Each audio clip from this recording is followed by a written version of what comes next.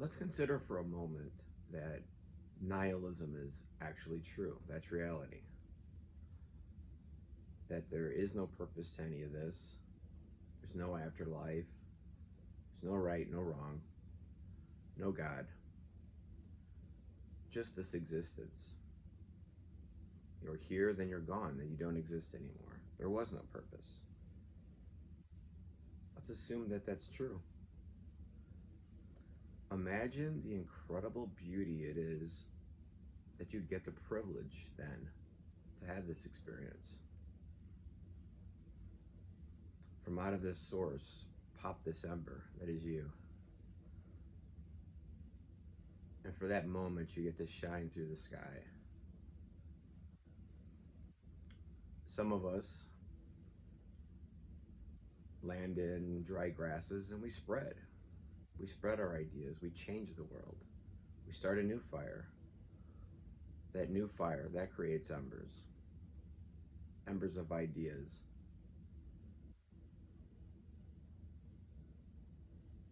The miracle that you get to have the experience at all is just, should just take your breath away. That you're here. That you got to be a part of this.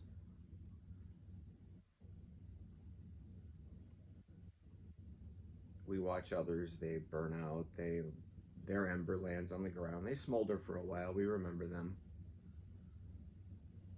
But eventually, the smoke goes away, and they fade away into nothing. Maybe it's true. I don't believe that, but maybe it's true. Most of the evidence does seem to point that way. But let's just assume that it is. What then is the miracle of your every moment, your every waking moment? What a miracle it is. You get to have this experience, whatever it is.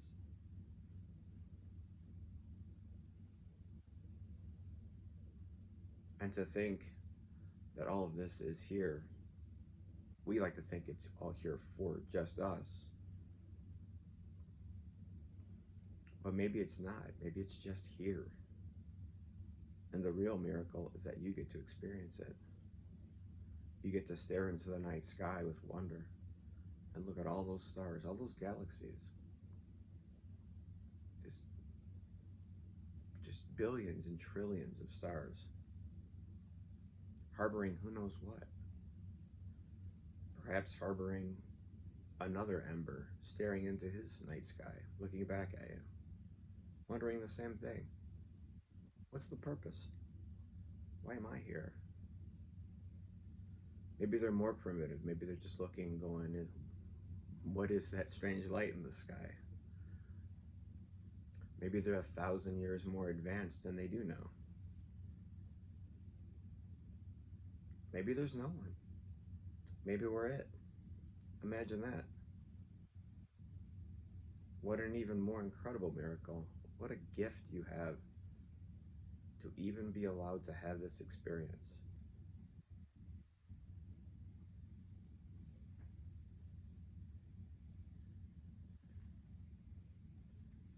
It very well could be. I have a friend. It very well could be that that's all that there is. And we scramble about our days and our own self-importance and our job and making my numbers for this quarter. Oh, the house needs this. Let's get the kids to band. We're lost in our own self-importance, as if somehow we matter. Maybe we don't. Maybe the universe isn't even aware that we're here. I know this sounds bleak, but it's really not. Because what if that's true? Imagine that astonishing miracle, that if that were to be true. I like to try to live my life as if it is. As if that is all that there is. I don't fully believe it, but if I had to put an intellectual argument in favor of some other way, that there is purpose, that there's a God, that there's an afterlife. Not sure I can put together a really good argument in favor. I personally do believe it, just from personal experience, but it's entirely subjective.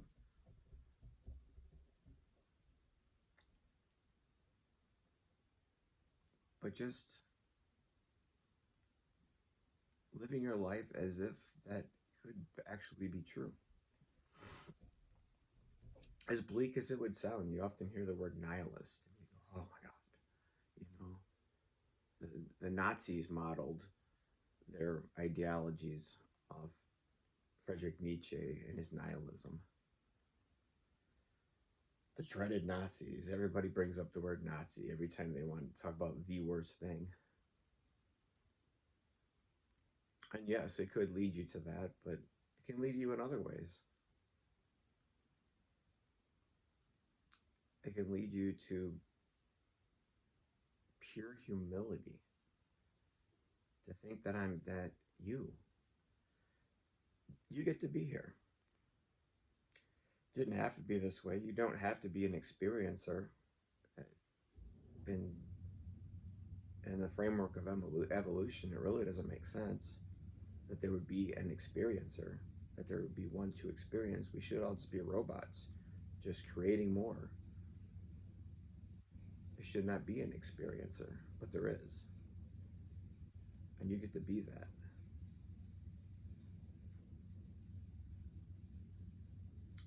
And it should just bring you to humility.